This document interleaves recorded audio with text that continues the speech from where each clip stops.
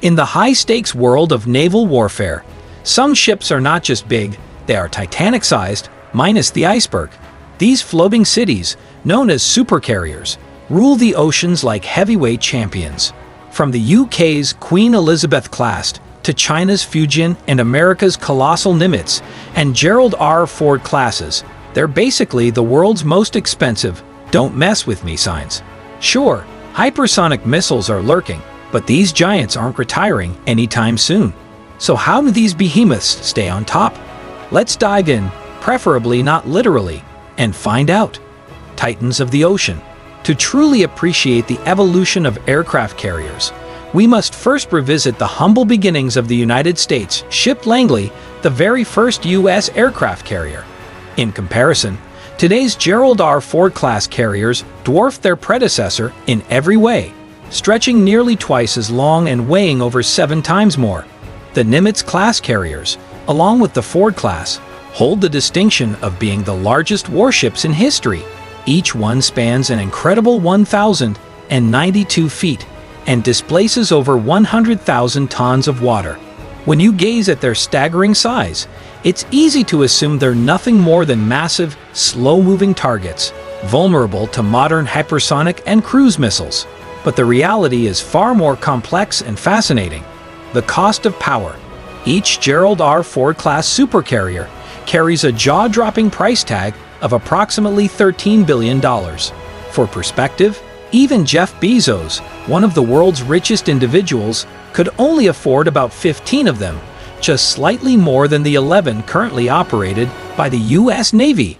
3 more are already under construction, with 2 additional carriers on order.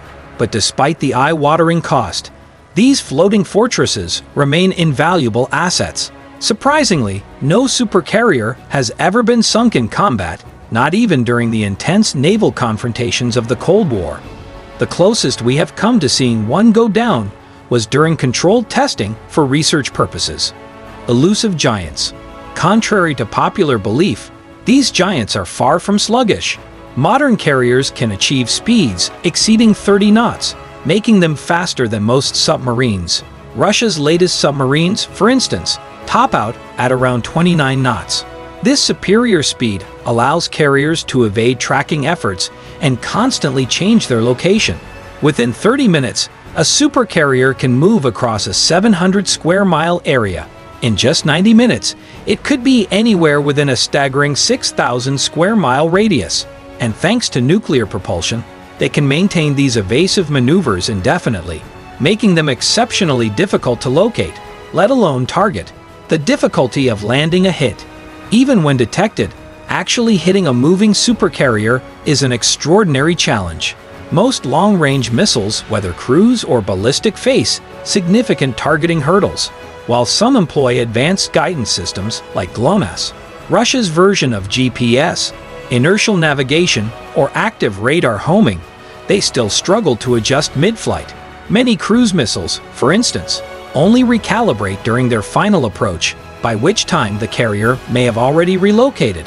The U.S. Navy employs numerous electronic warfare tactics to confuse incoming missiles, deploying radar reflective decoys and jamming systems designed to lure or disable threats.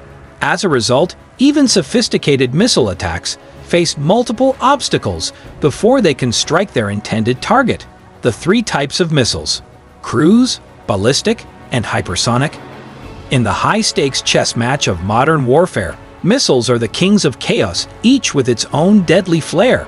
Ballistic missiles soar like fire-breathing dragons, hurtling beyond the atmosphere at hypersonic speeds, but their lofty arcs make them easier to track.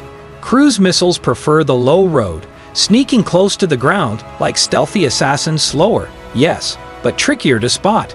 Then there are the futuristic predators, hypersonic missiles.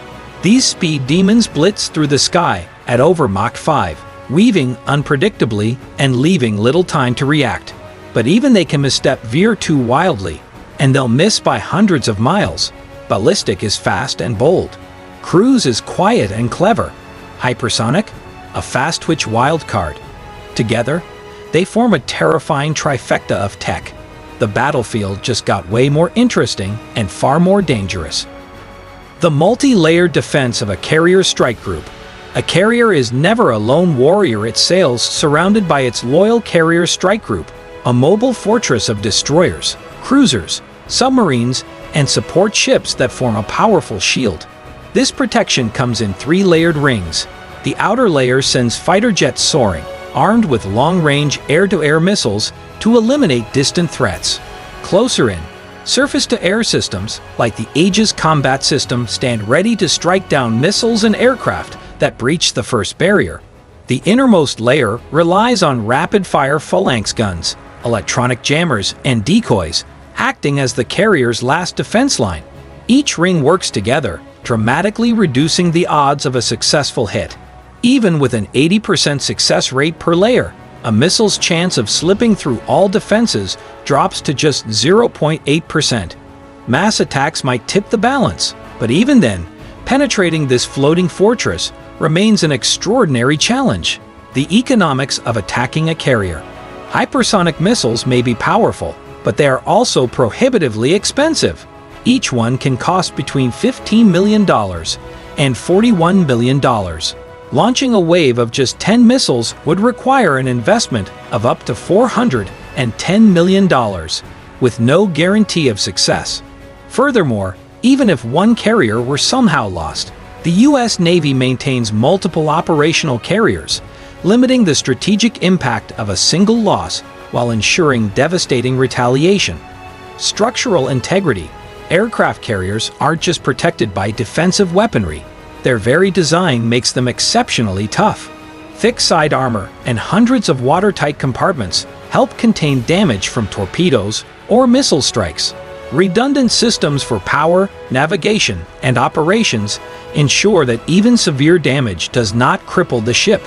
A powerful example comes from 1969, when the nuclear-powered United States ship Enterprise suffered a catastrophic onboard explosion that detonated 9 500-pound bombs. Despite losing 27 sailors and injuring hundreds, the carrier was back in operation within hours and remained in service until 2017. In 2005, the decommissioned United States ship America was intentionally sunk after a month-long weapons test designed to gather data. Despite enduring repeated attacks above and below the waterline, it refused to sink until explosive charges were used as a last resort. The future of carrier defense. As offensive technologies advance, so too do defensive systems. The U.S. military is investing heavily in next-generation interceptor missiles, directed energy weapons like lasers and microwaves, and electromagnetic railguns.